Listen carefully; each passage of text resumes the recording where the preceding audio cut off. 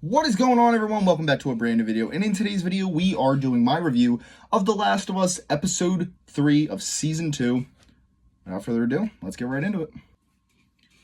Alright, so some of the things I really enjoyed about this episode, I really enjoyed how they handled grief in this episode. Grief is going to come back later in the video on the stuff I disliked for a different reason, which you'll see.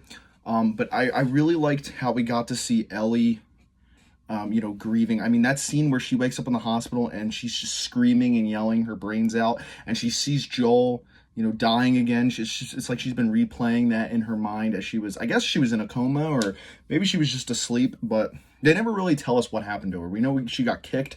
I don't know if she had like a collapsed lung or what the deal was there, but it's that scene when she just wakes up and she's screaming. It's so powerful, and Bella Ramsey's acting is so good.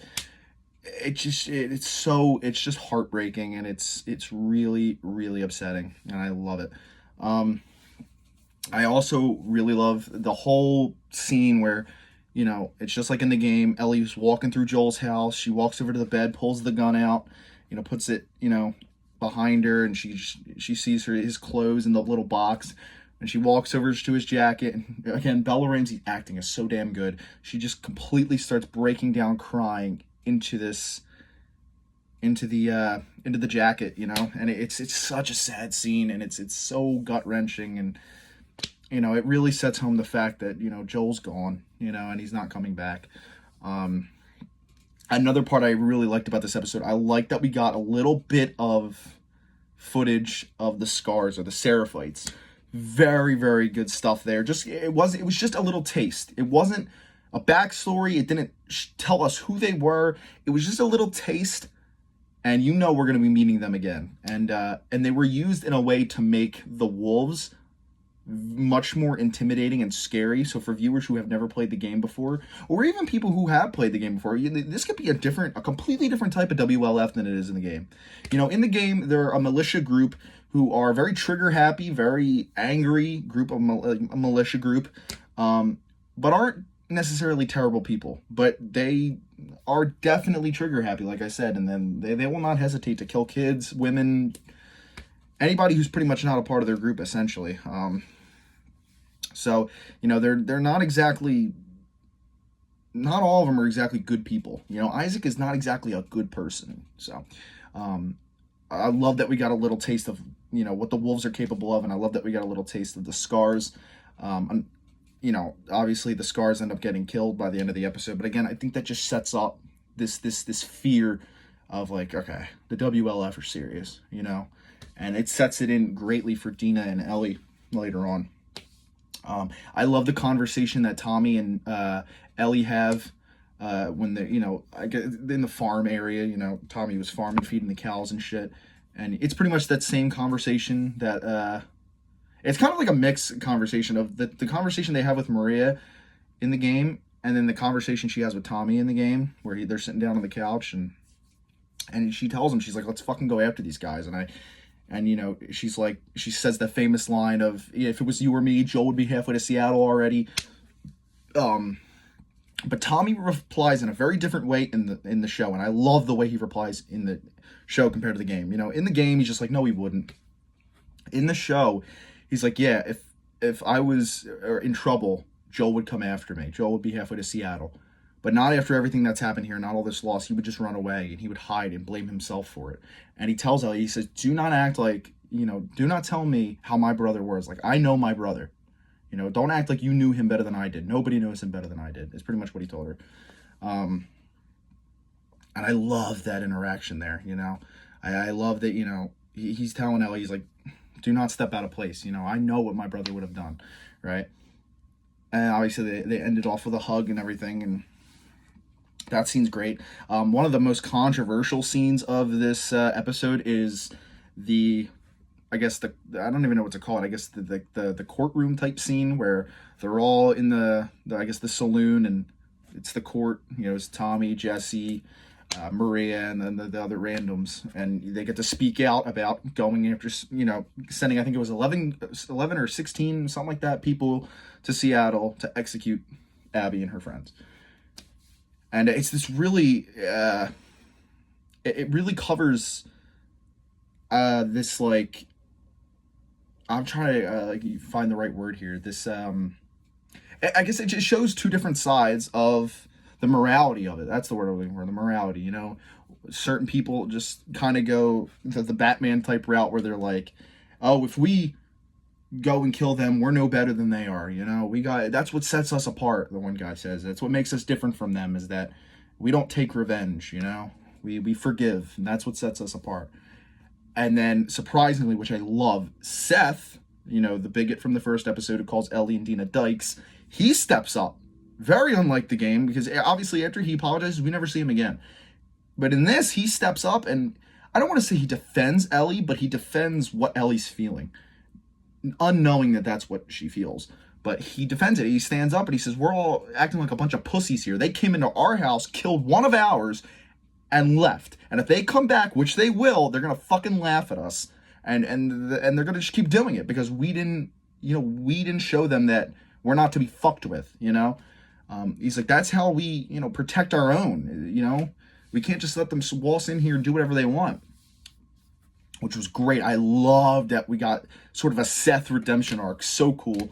And then obviously Ellie gives her speech. Ellie gives a very nice speech that Jesse, the night prior, another great scene where she's punching the boxing bag or whatever. And she, you know, she's like, Jesse, you're going to have my back because he's on the council now. And he says, I can't. Just go in there with clear thoughts, you know, maybe write it down. And that's what she does, even though that's not what she's feeling in her heart, but she knows that's what the right thing to say is. And she was, fingers crossed, hoping that was going to lead the board into her favor. It eventually didn't, which we all saw coming if you played the game. And she just gets this look on her face, like she's like, all right, I'm going to do this on my own.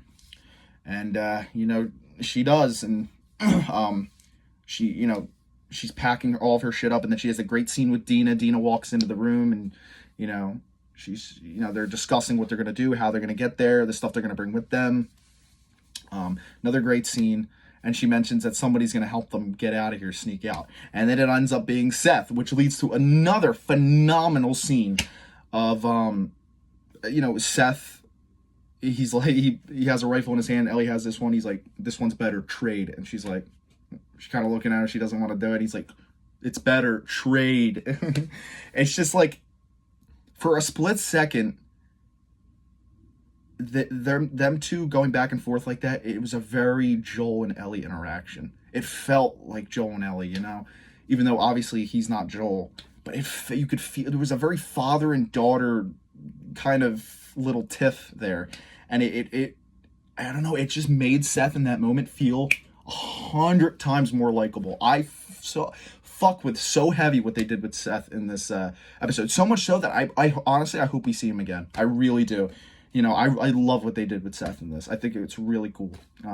It brought an absolute smile to my face. I was like, oh, that's such a nice treat for people who played the game. And it just like, it's just so different. And I don't know, bro. It just made me feel so good. Just seeing a completely different version of this character that we met in the game. It was great. Then I heard people complaining, oh, they skipped from Jackson to Seattle too fast. I'm like, dude, that has nothing to do with the story of this game. It is not the journey to getting to Seattle. It's their 3 days in Seattle. And eventually when they get there, they find the dead bodies of the Scars, and Dina throws up. We all know what that's a hint of if you played the video games. She's obviously pregnant. And then they have a really nice scene at a tent that they completely fuck up the ending to, which I'll get into in the things I didn't like. But it's basically the same scene it's pretty much the same conversation they have in the game when they're on the couch in the weed basement. Except this version, which I'll get into, doesn't end with them having sex. But I still really like that, you know, that whole conversation. It's great in the games, it's great here. And it's perfect. They did Ellie and Dina, you can just feel their chemistry in this. Isabella and Bella have such good chemistry, and you can really feel it. But in this, almost the roles are reversed completely. Like in the game, it's Dina is the one that says she'd rate the kiss a 6. In the show, it's Ellie that says that, and Dina's all like, you know, she's kind of not offended, but you know, she's kind of like, a 6, really?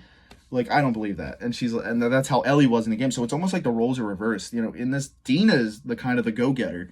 Or, like, you can really tell that Dina likes Ellie, but you're kind of like, you don't really know if Ellie likes Dina. And that's kind of how it is in the game. Except it's opposite. You know, in the game, you can really tell that Dina likes Ellie, but you can't really tell if you can really tell that Ellie likes Dina, but you can't really tell if Dina likes Ellie. So it was a cool switch that they made there. And then the final couple shots of the episode showing the Seattle skyscape and everything. You get a quick shot of Manny. He's sitting up in the tower for the Space Needle. And then you see the group walking through the streets of Seattle. And I thought that was a great way to end it. Really, really good stuff. But yeah, those are the things that I liked. Now I'm going to get into the things I did not like. All right, so my biggest complaint with this episode, it is my biggest complaint of the series so far, is that they did a 3-month time jump. If you played the games, you know that it's only like a few days later that they go after them in the game. In this, it's 3 months. My main issue with this is that because it's been so fucking long, nobody's really grieving anymore. You don't really get to see anybody grieving. You see a little bit with Ellie, which I said I liked earlier, but the one thing I said that would come up later is that they don't spend time on it. You barely see them grieving. You don't see Tommy cry once. You know, I was incredibly let down with the scene where he walks into the room, even though it's a great scene. I love it. Forgot to mention that in the things that I love. When he walks in, he's cleaning Joel's body, and he says, "Give Sarah my love." I'm sorry, but Tommy should have broken the fuck down there. Anybody that has a brother and they're close with them like that, dude, come on. Like, you would break down crying. And I think it's part of this weird thing with Neil Druckmann that he doesn't like his male characters crying. If you notice in the Last of Us series, you really never see a male cry. When Joel's daughter dies, he doesn't really cry. He just kind of holds up these emotions, and he's just like, you know, and he's just like, he slowly lets it out, but he doesn't really cry. And it's the same thing here, you know? And I was like, I don't know, man. I feel like Tommy should have been bawling his eyes out. But so yeah, that's one thing that really pissed me off. Another scene I hate in this episode is the scene with Gale and Ellie, where Ellie's, you know, obviously she's bullshitting her, but it was too comedic. Like, everything from here on out, for the most part, should just be dark, depressing. That is what is so good about Last of Us 2. The tone is so fucking visceral, and it's you feel it because of how dark and sad it is. In this, you know, it just feels like they're putting too much comedy into it. It's all bright and sunny, and it's springtime, and everything's fine, it's happy. It should not be like that. When I think of Last of Us 2, I don't think of that, you know? So, yeah, they just skipped out on too much of the grieving part. There's too much comedy in there. Again, the scene with Dina and Ellie sitting at the table, and they're eating cookies, and Ellie's mad at her for a second, and all of a sudden she's not anymore. It's like, I don't know. It was just not. I didn't like what they did there. Another thing that really fucking pissed me off is, why did you not have Tommy go to Seattle? What the fuck? I mean, like, come on. Why? Like, there are certain, like I told you guys in my previous reviews, I don't have a problem with changes from the game. I think they're completely necessary, but there are just some things that you shouldn't change, and that's one of them. If Tommy does not show up in Seattle, I am actually going to be very upset. That is just wrong. That is not the way to handle it. He should definitely be there, which is another reason why I had a problem in episode 2 with him not being there when Joel died, because again, it kind of takes away that incentive for him to go to Seattle. And to be honest with you, I don't think he's going to go. I don't think he's going to be there. It doesn't look like they're setting it up that way, which it's like, okay, so what? Tommy's just gonna stay behind, and you're not gonna see him again? Like, I don't know, man. I don't agree with that whatsoever. That was really a stupid decision in my opinion. Yeah, I don't know what the idea behind that was. Again, and another scene that I don't like. Well, I like the scene, but I don't like the way it ends. Like I said earlier, the scene with Ellie and Dina in the tent. Dina literally says, "Oh, me and Jesse got back together." It's like, why are you postponing their relationship? Like they should have slept together already. They should already be dating. By this point in the game, they're calling each other babe and shit. And it just doesn't look like it's gonna happen just yet. It's like they're pushing it away. And I guess they probably want it to feel more earned, which I understand, but I don't know. I was just kind of expecting them to be together by now. And one thing that really, again, is a detriment to this season is that there's only 7 episodes, and they're not long. They are not long whatsoever. We haven't had a single episode over an hour yet, and we're 3 episodes in. We have 4 episodes left. It's like, all right, dude, we gotta get moving here. And one of those episodes is gonna be dedicated to an entire Eugene backstory, right? Plus, we got Joel flashbacks to get to. It's like, dude, there's gonna be so much missing. And this is my big fear, and I think it's going to start coming true, is that they're going to chop a lot of it out. A lot. I mean, I can already tell. I guarantee you the whole TV station scene isn't going to be in the game, or isn't going to be in the show. The whole part where Ellie and Dina go to the TV station, they find Leah's dead body because Leah's not in the show, that whole thing's going to be taken out. I guarantee it. Which sucks because, again, that's one of my most favorite part of the game. I love that part. I think it's so creepy when you walk in, you see all the dead bodies hanging from the ceiling, you see the markings all over the wall. It's creepy, it's eerie, and it sets the tone perfectly. That's all going to be cut out, I guarantee it. There's so much more stuff I can totally picture them cutting later, which sucks, but, you know, it's just the way it is. They did it in the first season. I'm going to have to put up with it here. But yeah, that is my review for Season 2, Episode 3. I definitely enjoyed this episode. It definitely wasn't a perfect episode, but I enjoyed it.